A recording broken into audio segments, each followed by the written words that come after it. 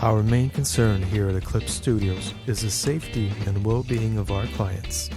We will be following all healthcare protocols and medical guidelines throughout the remainder of the outbreak. This includes constantly sanitizing all areas and surfaces, disinfecting recording equipment after each use, and heavily promoting hand washing. We will also be asking all our clients to please comply with said medical guidelines for the safety of us all. Unfortunately, we will not be able to give access to anybody who is showing any type of symptoms. And guess what? We have enough toilet paper to go around.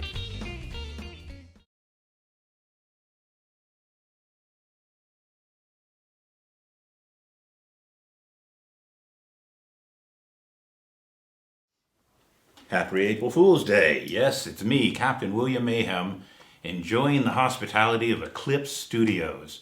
They've allowed me to come over and do just a little bit of work with you, showing you some magic while you're sitting at home in this time where we're all supposed to be safe and healthy. Speaking of safe and healthy, I know we're all standing there staring at a brick wall. It looks tough, but if we do what we're supposed to do, we can crash that brick wall. Crash right through it. And then even look through it to the other side, because I believe the other side is in good shape for all of us. And how about right now if I were to read your mind? Yes, mind reading, right here from Eclipse Studios. So, let's see if I can do that.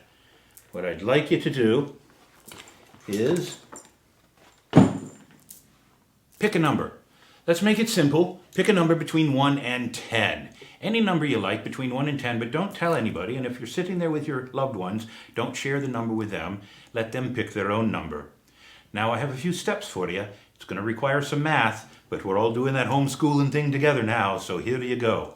Take that number that you have and multiply it by 2. Now you have a brand new number in your head. A brand new number, but I have another step for you. I'd like you to take that number now and add the number 8 to it. This gives you a completely brand new number in your head. But we're not done yet.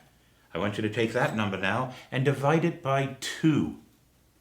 Once you've divided it by 2, you have a completely brand new secret number in your head. But it's time to do one more step. Take the original number you started with and subtract it from that brand new secret number in your head. You now have a completely brand new secret number in your head. But we have to convert it now. Conversion time.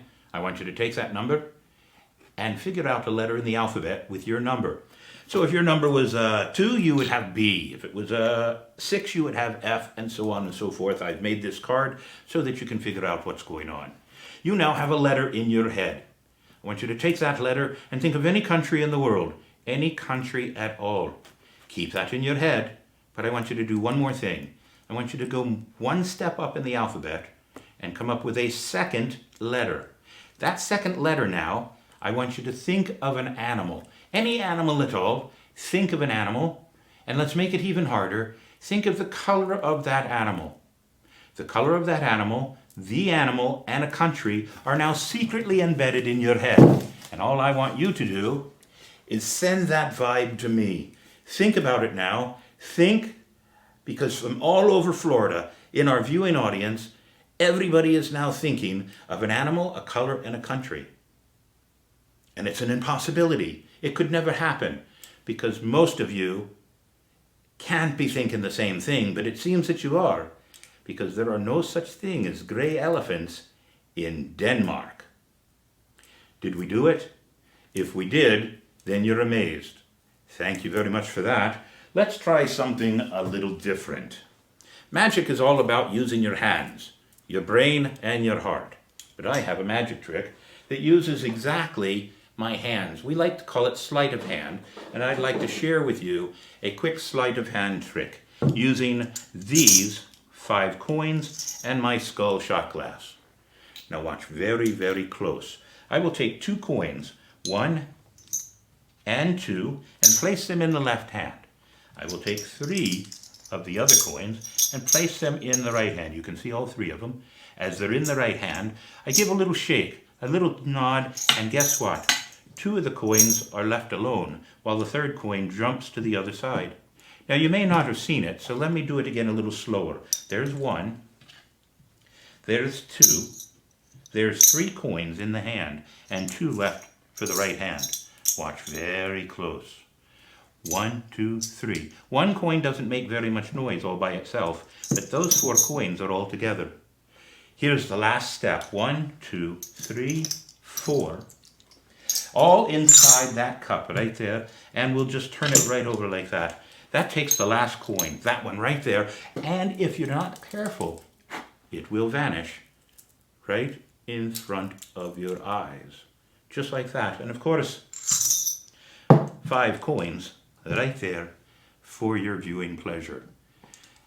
I've been doing this trick for a long time. It's one of my favorite coin tricks because it's so simple and it amazes everybody, sometimes even myself. I hope you're enjoying that. But it's not just coins that we do, ladies and gentlemen. We do cards also. Now, I have a good card trick for you. All it takes is one deck of cards. And you might notice that all of these cards have been divided. The red ones on one side and the black ones on the other. What I'd like to do is take those black ones and take those red ones and do what we call a little bit of a shuffle. We'll take all those cards and place them together like that. Now, a pair of deuces would be a great start of a good poker hand. You can see all the cards are indeed shuffled. And let's put them all together with a couple of extra little cuts. I always like to show off the dexterity that I've learned over all these 60 years of doing magic. Now watch very close. A couple of things that we'll do. We'll give it one more shuffle just in case. I don't want anybody to think that we'd be cheating in any way, shape, or form. And let you see that all the cards are indeed in a variety of mixations. Now, all I have to do is concentrate. 1, 2, 3. 2 stacks. All the black ones are back over here, and all the red ones are back over here. That quick. But sometimes a card trick may actually be done with just 2 cards. For example, a jack and a jack. Now watch the cards. There's 1, there's 2. A jack and a jack. A jack of hearts and a jack of clubs. What I would like you to do is pay very close attention as I fold the cards in half.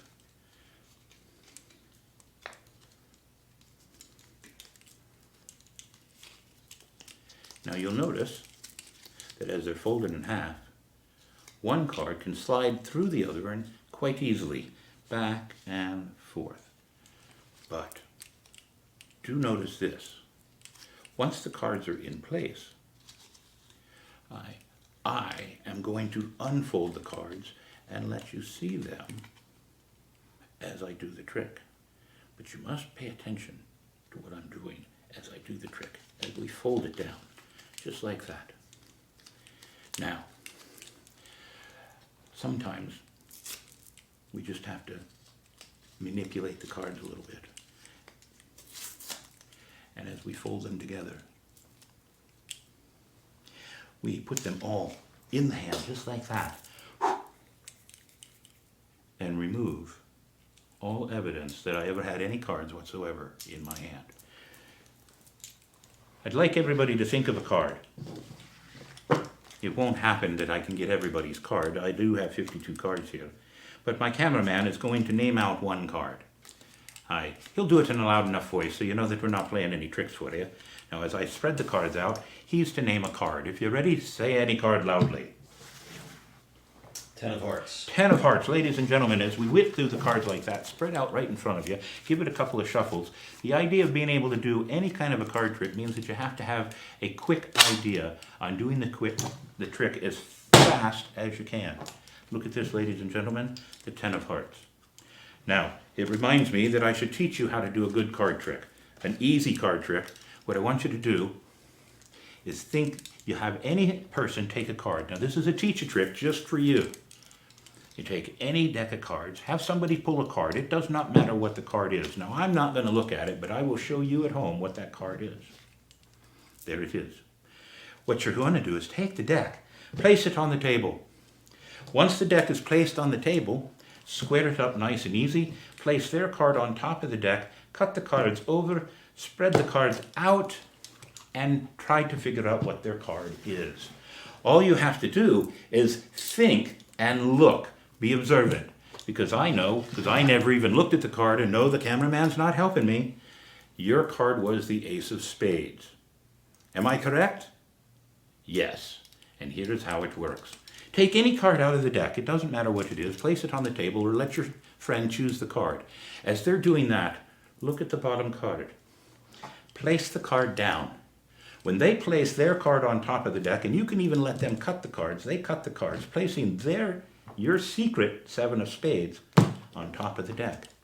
When you spread the cards out, all you have to do is look for your secret card.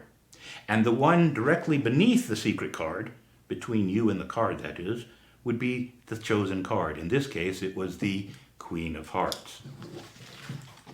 An easy trick for every one of you to do, but do make sure of one thing. If you're going to do this trick, make sure that every card is in the deck. Because if not all the cards are in the deck, sometimes you'll have a short deck. Now, what should I do next? We hope all of you are having a good time. Let's see. I have an idea. Let me teach you a magic trick. Something that you can do as a bet or a win over. It's a great pirate thing. In order to do that, what I do need to do is have a bottle and a table. And it just so happens that we have a great table here. Now I know this is going to change everything in the picture, but we'll be good there. And a bottle. Oh, and we need a bill. You borrow a bill from anybody. Don't use your own bill. I'm going to use a bill from the state of Florida, a $1 bill, and a bottle. Now, just so happens, I have a great rum bottle here from Citygate Spirits. Some good friends of mine. Not that I'm giving them a plug or anything, but I'll probably go down there and tell them I gave them a plug anyway. So there's the bottle. Here's the trick. You must invert the bottle and place it on the bill. And then you must challenge somebody. The challenge is this. You must remove the bill from under the bottle, but you may not touch the bottle. You also can't use anything else to touch the bottle, but you have to remove the bill. Think you can do it? There are 2 methods with which you should do this with. Here's the first one. Once they've thought about it for a while, make it a good bet. If you're using their bill, tell them if you can get the bill from out of the bottle, you get to keep the bill. If not, then you buy the drinks. If you're ready, here's the secret. Watch. You take the bill and you roll it up. Never touching the bottle, but keep rolling the bill, pushing the bottle all the way to the end of the bill, as I'm doing right here. Notice how the bottle is moving all the way to the end of the bill, and the bill, and the bill is actually almost free and clear. The bottle still stands, and I have the bill, and there is a winning trick for you. Now the second method is even easier if you have good coordination. Make sure that the bill and the bottle are still in the same place. Move it as close to the edge of the table as possible. Once it's at the edge of the table, if everything works just right, you should take your favorite edged weapon, which I happen to have, and with a little bit of a snap, it might take 2, you now have removed the bill. Now there's a scientific method to this. It's hard to explain, but if you were to just pull it out you would be pulling up or down. You can't control that. But if you snap the bill like that, you're actually pulling the bill at an exact 90-degree angle from the top of the table, removing it from the bottom of the bottle. There's my trick for you. Have a rum, stay safe. I've got a few other things to show you. Let me see what I've got in my old treasure chest over here as we prepare to do a couple more tricks. So I've shown you coins and I've shown you cards, two of the staples of any magician. Things that I've learned since I started doing magic when I was 8, 9, 10 years old, a very long time ago. Now here in St. Augustine, I'm still using coins and cards. But two of the other staples are silks. Now that's a brightly lit silk. You can see it everywhere you go, and it is one of the great colors of St. Augustine. But as I place it in my hand, you can tell that my favorite color is actually not yellow, but red. And as it goes through the hand once and comes out the other side, it goes back down into the hand one more time and down to the other side and all the way down into the hand, just like that. And there's still just a little bit of it left.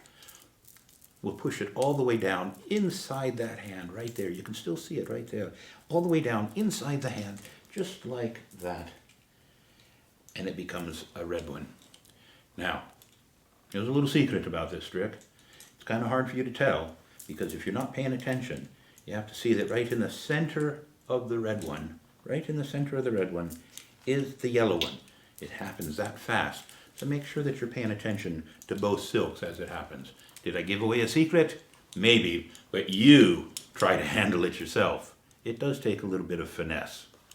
One of the other things that's more famous for magicians is rope tricks, and it just so happens I brought some rope here, and I thought I would do a rope trick for you, showing you the very first rope trick I ever learned using a piece of rope.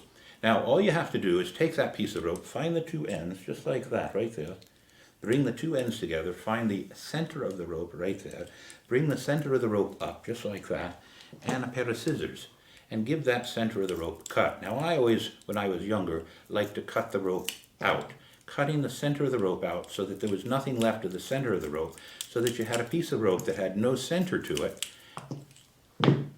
and then the magic would happen that fast. If you watch very close, back together again it goes. Now that happens too fast for some people, and some people think, there must be some trickery involved. I'm a magician, of course there is, but what if I were to take and cut it one more time, just like that, right there, right to the exact center. Now as a magician, I've never been very good at getting the exact center of the rope. I've always missed it just by a little bit every time, as you can see, by that much. But we can fix that. We just tie the rope together in a knot, just like that. Now, two pieces of rope tied together don't help you very much because that knot gets in the way of everything you're doing. But if you were to take the rope and wind it around your hand once, twice, 3 times, 4 times, just like this, all you have to do is look there in the center, and no more knot has ever appeared, and the rope is all back together again. A very simple rope trick that I've been doing for a very long time, has lots of fun activities and endings, and it's always fun to do. Money, you see me do with coins. How about I show you something that I've been lucky enough to do for a long time, even on camera. And we're going to take that chance now. In order for me to do this, though, I have to have a bill of any denomination. And since I'm in the studio by myself, and I don't have any bills on me, my friend over here, Mr. Bones, he does have a $10 bill. And I'm going to steal that $10 bill from him because it's now mine. He's just a stagehand anyway. Now I want you to watch very close. Very, very close. That bill right there is about to change right in front of your very eyes. Keep one eye on the bill, one eye on this hand, one eye on that hand. Never mind, don't worry about it, just watch. If you fold the bill in half once, it becomes the same shape it was just a moment ago. See, this is origami. Although it's now a square, not a rectangle. If I were to fold it in half again, now it becomes that same shape, a smaller rectangle, only a quarter of the size it was just a moment ago. But yet, we're going to fold it one more time and it goes back to being a square. A square right in front of your very eyes, and one more time we fold it, and notice that I'll never cover it up in any way, shape, or form. It's still right there at my fingertips. Haven't hidden it in any way. I'm going to do it right in front of your eyes as I unfold it. You'll see that a miraculous thing has actually taken place. It does change. Oh, look at that. $1,000. Boy, could we sure use that in a time like today. But this is play money. Well, not play money, historical money. I won't even say where it's from. But watch. 1, 2, 3, 4, 5, 6, 7, 8. And there it is, a $10 bill, just as it was just a moment ago. When I'm on stage and I do this trick, it's always fun to borrow a $100 bill and change it. It gets a good laugh from everybody but the person that gave me the 100. And then the last laugh of all is to say this is my favorite trick and place it all back in my pocket. Of course, that usually gets the guy that gave you the bill a little bit upset, so you bring it back out and say, you know, you've been such a nice guy. How about if I give you a bonus trick? A bonus trick would be to take the bill, roll it into a little cylinder just like this. Once you've done that, then hold it between your fingertips and your thumb, just like that. Place it to your nose and inhale, but don't inhale too fast. That, just like that. Once you've done that, reach up to your, and there it is right there, in and out. Now it's a teacher trick kind of a thing, so let me tell you how it actually works. You can do it with golf pencils, out on the golf course if you're doing badly. Do this to at least get some humor into your game. Or you can do it with crayons with the children around. It's always fun to teach them how to put things up their nose. That's not a good thing, never mind. Right. Once it's here though, the action is 2. This is the first action. Putting it against your nose like that and then releasing it with your finger and your thumb actually shoots it into your hand. It forces it into your hand like that. But you fulfill or complete that motion by moving your hand up the bill, just like that. It actually looks like it shoots into your hand. It's actually right here. I know I shouldn't be teaching tricks, but hey, Penn and Teller can do it, so can I. There it is right there. Now, when you need to bring it out, you come back up with your lips and pull it right out to the side there. Another good thing that you can do too, if you don't want to involve your nose and your mouth, which we shouldn't be doing anyway, so don't be doing that, you can always use your ear. Not sure that's much better, but still, ladies and gentlemen, in your ear, out your mouth, there's the trick. And you've now learned a second magic trick for this evening on April Fool's Day. Maybe you can have fun with that, but we'll see. Magic with ropes. My most favorite magic trick that I've tailored to William Mayhem is the 3-rope trick. It's a wonderful trick. It has a great story. It requires audience interaction, which I'm not going to get in a room here in the studio of Eclipse, but I will show you the trick nonetheless. It requires 3 things, 3 pieces of rope. 1 short piece of rope, 1 long piece of rope, and 1 medium piece of rope right there in front of you. You take the ropes and show that they are indeed different sizes. 1 long one, 1 very big one, and 1 medium one. You then take the ends of the rope and line them up in your hand. Now I always tell a story about the very first magic trick, or the very first ship I was ever on. And it required 3 cannons to chase the pirates away. But we don't have the audience here, so I'm going to show it to you this way. 1, 2, 3. Come down this far, grab the ropes in your other hand. 1, 2, 3. Require a little bit of work. Magic. It always works that way. And stretch the ropes out right in front of your very eyes, and you'll actually see that 1, 2, 3 have all become the exact same size. Not only there, but here. There's 1. There's 2. There's 3 pieces of rope, all the exact same size. Magic's an illusion. You must understand that what you see may not always be the same thing that you saw a moment ago, and 2 minutes from now it may not be the same. But remember this, I started with a small one, I had a medium one, and I had a very long one, and that, my friends, is my favorite rope trick, just for you. I have another version of it though, that I want to close what I'm doing here. So give me a second and we'll get reset. Thank you very much. One of my favorite things to do is object lessons using my magic to express the point of the story. Remember the 3 rope tricks, and now observe this. Again, 3 ropes.